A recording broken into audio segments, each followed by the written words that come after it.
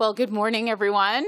I'm Mitzi Hunter, MPP for Scarborough-Guildwood, running for re-election in this beautiful riding that you're all in. And I'm so thrilled to be joined today by our Scarborough candidates, Anita Patel, Mazir Shafiq, Sue Wong, and Anita Anaranjan. It's just really good to be here once again, Stephen, with you, to welcome you to our community in Scarborough-Guildwood. Now, Stephen, you understand the pain that so many Ontarians are feeling right now. You know, we've all been watching you on this campaign and really talking about real people and their lives, and that the Ontario Liberal Party has solutions to make it much more affordable and better for people. Stephen, you are feeling what people are feeling, and you're presenting bold solutions to the urgent problems that people are facing and that they're needing right now. You're offering voters a choice in this election. And that choice is very clear, and it's a stark choice. A Conservative government that will cut and create more chaos in people's lives and only make the investments that make their friends richer. Or a Liberal government that will invest in the people of Ontario in the most urgent need that they have and in our province so that it will be a place to grow. So please help me to welcome Ontario's next Premier, Stephen Del Duca. Well, good morning. I am so very happy to be back here in lovely Scarborough, specifically, of course, Scarborough-Guildwood, standing alongside my friend and colleague, Mitzi Hunter. Mitzi, I want to thank you so much for welcoming me back to your riding. We all know how you have been an extraordinary champion for the families of Scarborough-Guildwood throughout your career at Queen's Park, beyond your career at Queen's Park. I know how hard you have worked, how dedicated you've been to this community, how hard you are working right now, and I have no doubt that the people of Scarborough-Guildwood will re-elect you come June 2nd so that you can continue to deliver progress for this community. And I'm so thrilled, as always, so thrilled to see many of our candidates standing with us today. Lisa, Mazar, Sue, and Anita, a phenomenal team of talent running right here in Scarborough, not unlike the incredible team of talented individuals who stepped forward right across Ontario to run for our party, the new Ontario Liberal team that I'm so proud to be working with. So listening, Mitzi, just a second ago to you talking, and frankly, just a couple of days ago, when I had the chance to stand on a stage in North Bay for the Northern Leaders debate, I listened really closely, as I'm sure many did.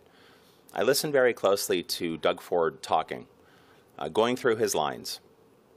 And I was struck by a couple of really important things that I think tie back to our announcement here this morning. And by the way, let me also just say to Janet and to the entire team here at Strides, but first of all, thank you so much for welcoming us here this morning.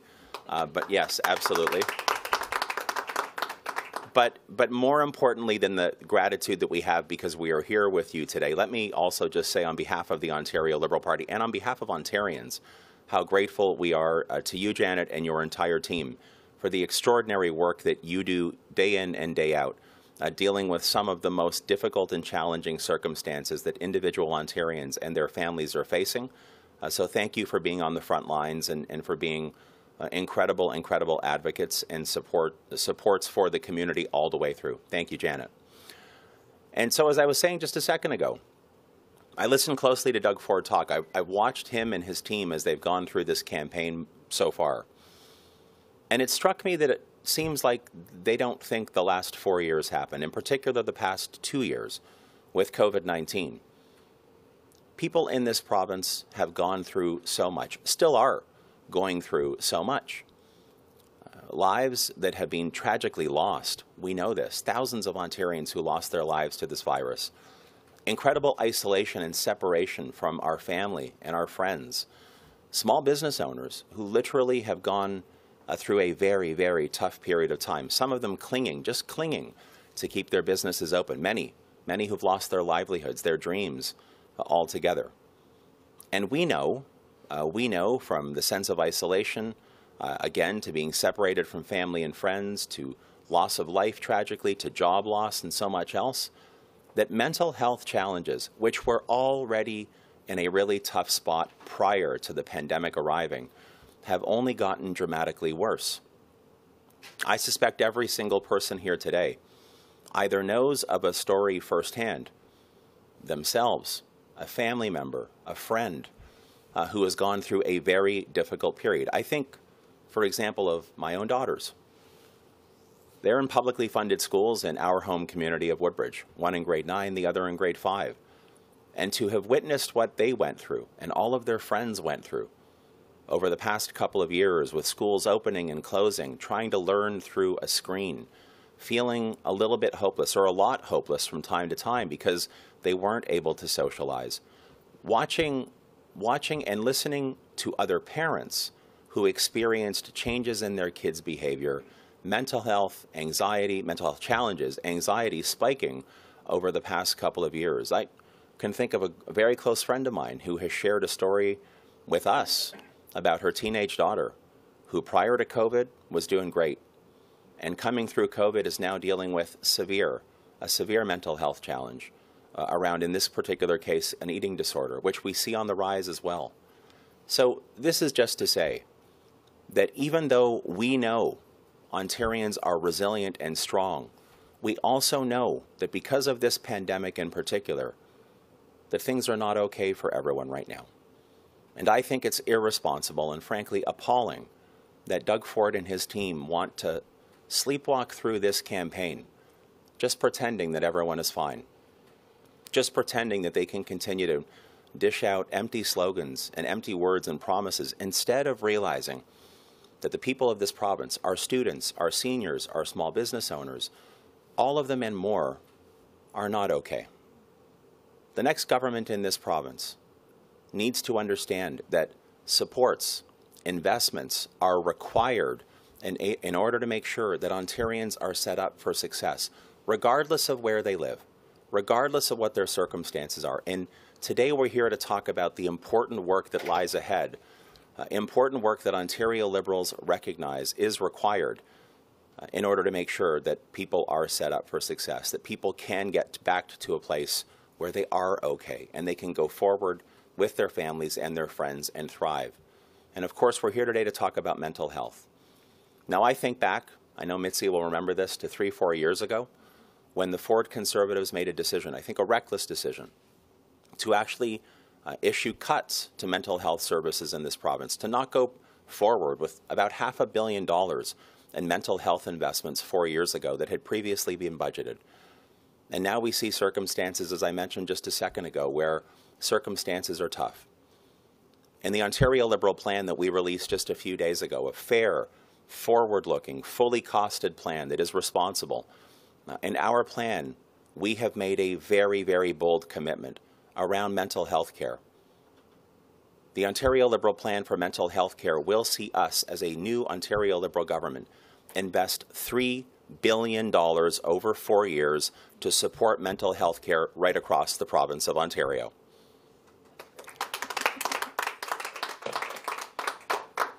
As part of this plan, we will train up 3,000 new mental health professionals, targeting specifically 1,000 mental health professionals for at-risk youth. And Janet and I were just talking a second ago about the work that takes place right here at Strides.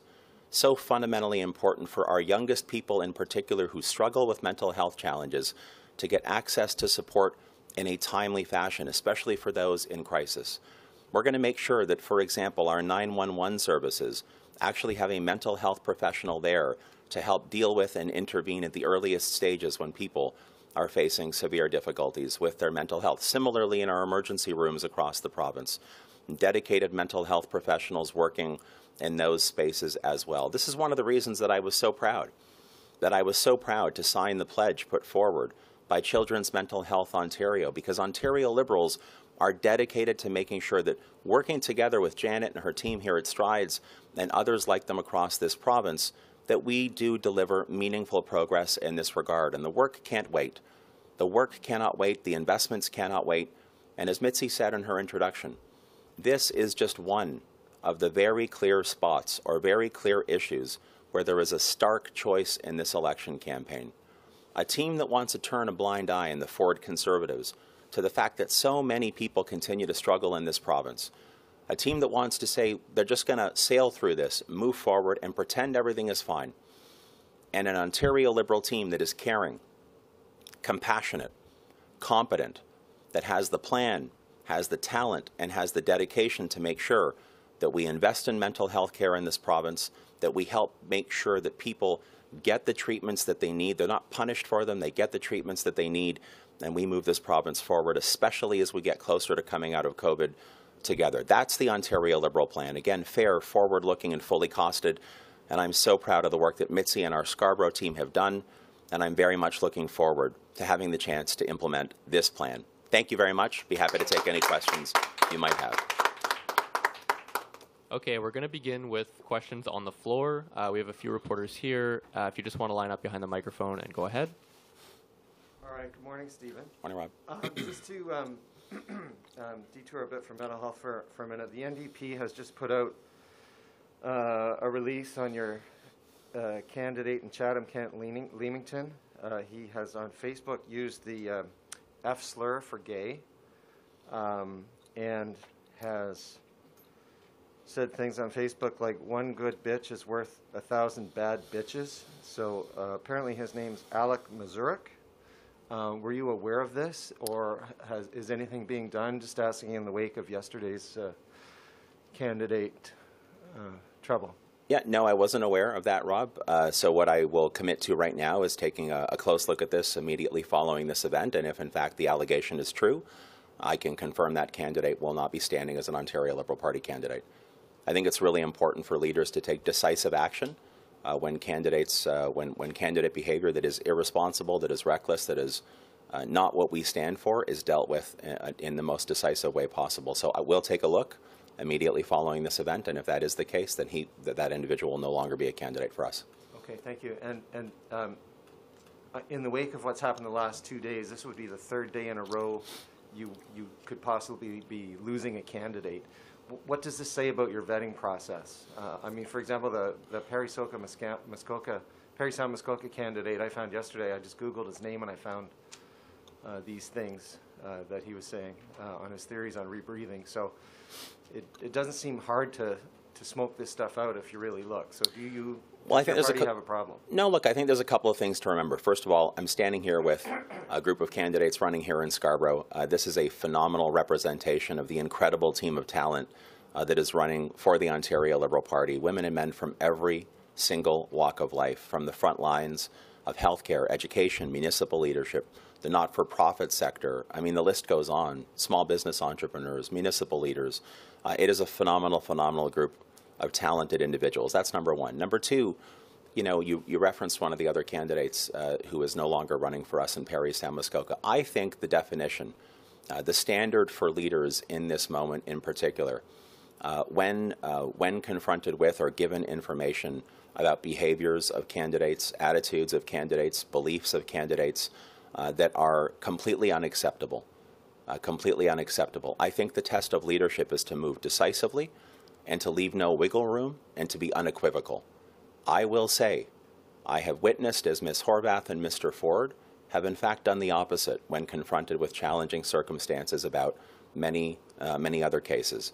That's not my way. That's not the Ontario Liberal Party way. We believe in making sure that our candidates are truly reflective, but reflective of what our values are, not just as a party, but as a province around tolerance, diversity, and making sure that we have the best team of talent. And again, so proud of the women and men who are running with us.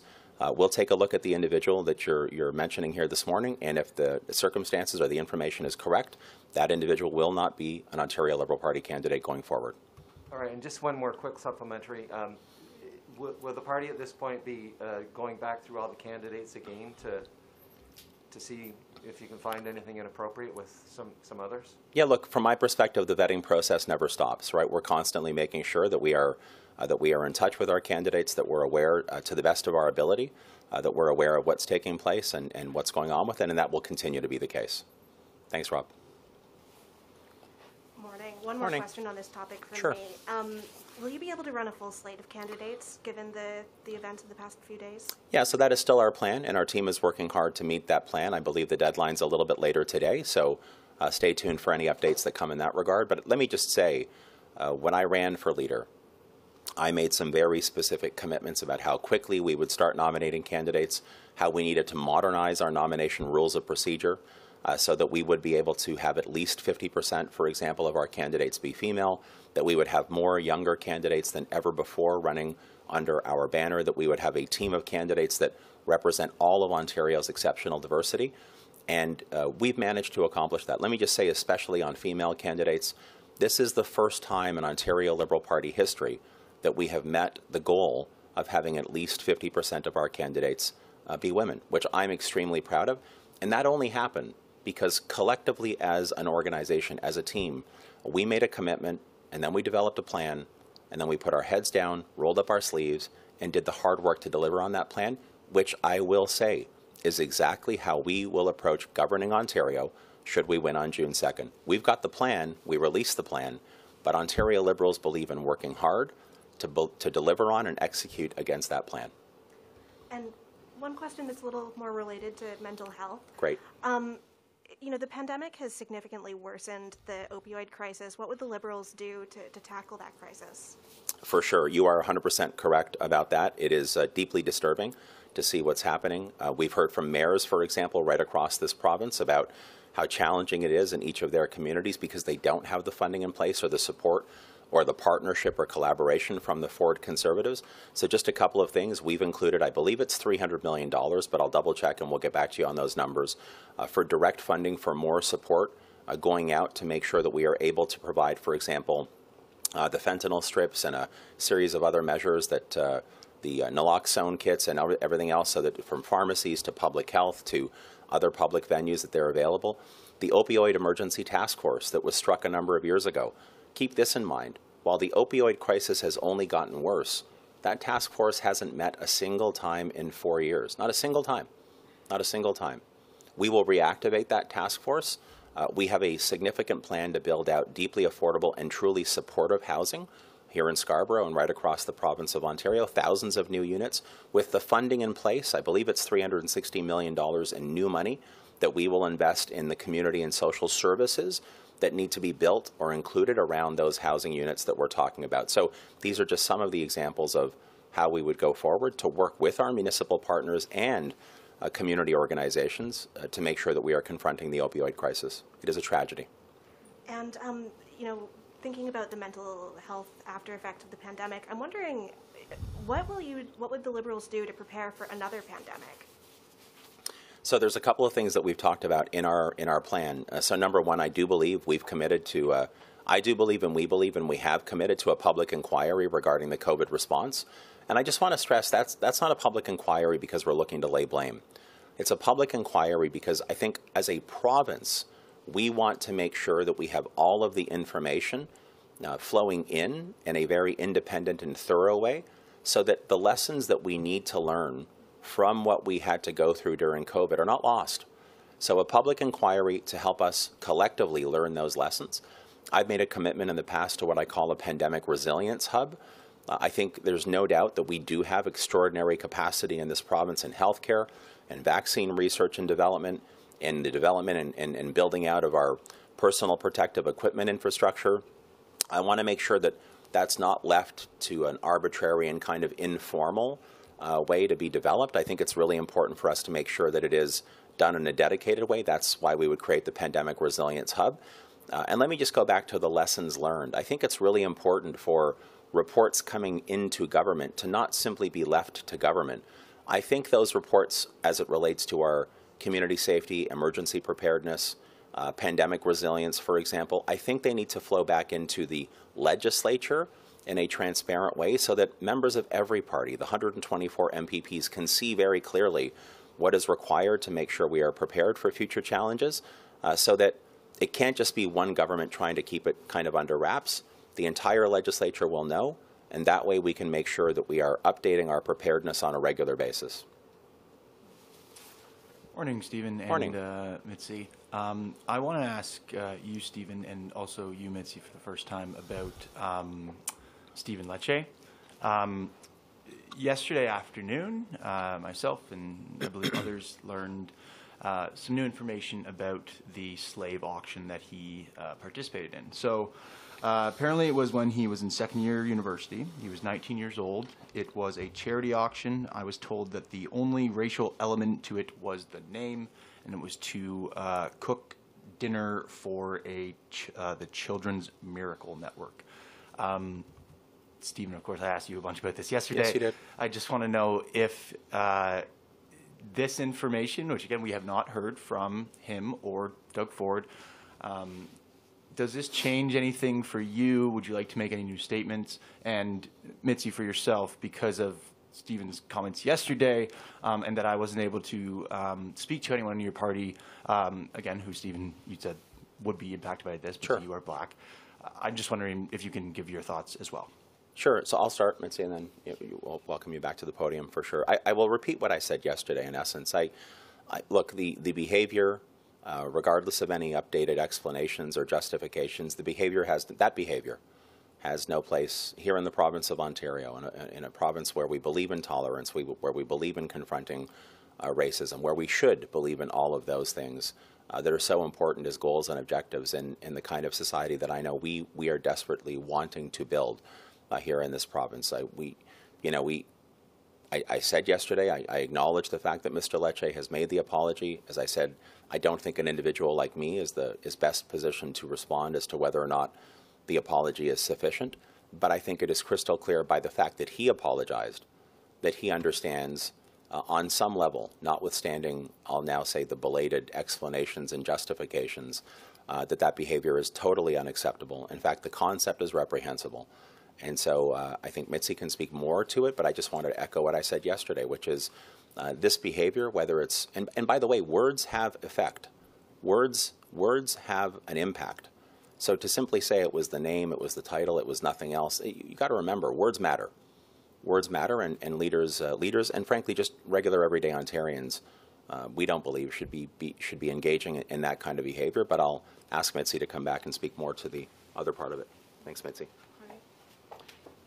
Thank you so much for the question. I think it is very important that we recognize that anti-Black racism is real and that there are challenges of inequities in our society.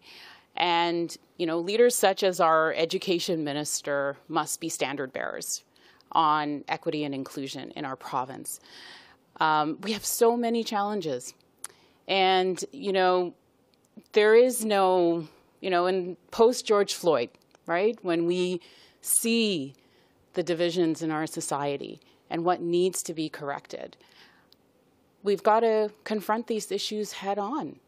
And so, I believe that the education minister recognizes that, he did something that was wrong, and he said that. But my question is, what do we do now? Because, we still have an education system that has challenges. And, I give an example of the math curriculum and the preamble that had acknowledged, other forms of mathematics around the world and the impacts of colonialism. And just through one criticism that came through from, what was a PC supporter at the Toronto Sun, that curriculum preamble was scrubbed of the words colonialism. And that was, Mr. Lecce presiding over that decision. And so, I know people in the education community, people in the Black community, because they've been in touch, are questioning the leadership of Mr. Lecce at this time over an education system that has to be inclusive, that has to ensure that every student in our education system feels safe and that they belong. Trivializing, mocking, joking about the transatlantic slave is not okay. It was a horrific experience for Black Canadians and Black people in North America, and it still is today. And so, you know, this has come to light, and I believe that it has to be addressed. I'm going to ask you just a follow-up to that, Mitzi. So how would you like to see Mr. Lecce do that? I'm wondering, you know, when this was first reported a few nights ago, there's members of the NDP who wanted the PCs to drop him. The PCs say they're not going to drop him as a candidate. Do you think it's appropriate that if he's reelected, and the PCs are, that he remain education minister? I guess I just kind of want to know what do you think should happen to him personally? Well, it is a question of leadership. He's part of Premier Ford's team, and I think that that question has to be addressed by the Premier himself. He's his choice for education minister. This is an act that he did as a second-year student who should have known better, and I think that they have to own up to that.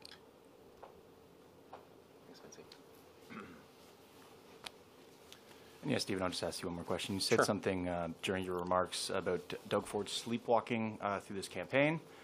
He is, I believe, speaking to reporters for the first time in a few days, in maybe 1 minute. You know, he split from the debate, said he had to get back to Toronto, didn't do that, stopped at a burger joint along Yeah, the way he to did. take some photos. Yeah. He's, as the Star is reporting this morning, he's going to be having a booklet at the debate to help him there. You know, reporters like myself, we've hardly been able to see him. I guess I want to know why you think this is important to highlight, as you did this morning. Look, I think it's so important right now in Ontario that we have leadership and we have leaders that are competent, that are caring, that are compassionate, and frankly, that are prepared to actually keep their sleeves rolled up. And I will say, sweat the small stuff. You know, like actually focus on the details. That is so important. I mean, it's always important, but after the past 2 years that we've had, there has never been a more critical time for a leader and for a team to say, no, it's not good enough to put out a budget that they're not committed to because their own finance minister wouldn't confirm that they'll reintroduce it and pass it should they win on June 2nd, to need notes or have speeches written for a premier every single place that he goes, especially when the premier has been in the job for 4 years.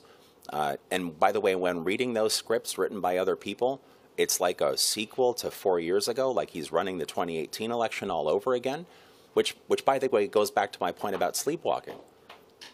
This is not 4 years ago. We are 15 million people in this province who have gone through COVID. We have gone through hell over the past 2+ years. And for Doug Ford to pretend that everybody's okay and everything is okay and a few slogans and, you know, that behavior is good enough for the people of Ontario, good enough for our students, good enough for mental health care, good enough for our seniors, our small business owners, good enough for economic dignity. It's appalling that he thinks it's good enough. And the people of Ontario know that. So when he skips out and ducks accountability because he's afraid to face members of the media, he's afraid to hear your questions on behalf of the people who call this province home, he should be ashamed of himself. He is demonstrating so very clearly that he's not interested in the small details, the important details. He's not interested in moving this province forward. He is interested only in trying to treat this election like it's a game. Like it's a game. He's listening to his pollsters, listening to his campaign team, and he stopped governing months ago and has been playing politics all the way through. So maybe that's how Doug Ford likes to do it. Maybe that's how the Conservatives think of our democracy and our system of governing. It's not how I think of it. It's not how this team of candidates thinks about it. We want to fix mental health care. We want to shrink our class sizes. We want to bring back an optional grade 13. We want to deliver home care first as a guarantee for our seniors. We want a real plan for our environment to be strong and healthy and to confront the climate crisis. And we want small business owners and workers and their families to get real support and have real dignity. And that will not happen by accident, and I guarantee it will not happen with 4 more years of Doug Ford. It will only happen with a real plan and a talented team. By the way, a plan that's fully costed and responsible. It will only happen with a real team and a real plan. Doug Ford doesn't get it. He didn't get it 4 years ago. He will never get it. It is why he is the wrong person for the job. Okay, we're going to move over to the line right now. Just a reminder to reporters on the line, if you could raise your hand using the Zoom function, I will call on you for a question, and I'll give it a couple of seconds.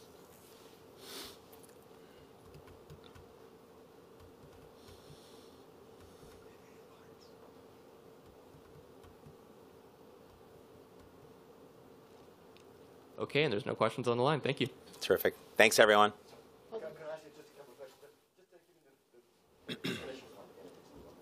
Which initial point, sorry? From the start. You want me to do the announcement over again? Sorry, I just go CBC News. Right. If you wouldn't mind giving me the announcement, that'd be great. So, Could you please? sure, absolutely. Delighted to be back here in Scarborough. I want to begin by thanking Janet and the team at Strides for the exceptional work that they do. And I'm delighted to be standing with Mitzi Hunter and the rest of the Ontario Liberal candidates who are running right here in Scarborough to announce that an Ontario Liberal government, if elected, would make a transformational investment in mental health care, which we know is a significant challenge in this province right now. As I said just a moment ago, Doug Ford likes to pretend that everything is okay and that he can sleepwalk his way through this election campaign. But we know that families, students, seniors, small business owners are struggling. They're struggling because of the pandemic, and they're struggling because of the cuts that Doug Ford and his team have delivered in the most egregious and callous way possible to supports for mental health care, for example. Cutting $500 million out of budgeted investments for healthcare, mental health care 4 years ago. This has to stop. We need a government at Queen's Park and a premier who is caring, compassionate, forward-looking, and that's what's in the Ontario Liberal plan.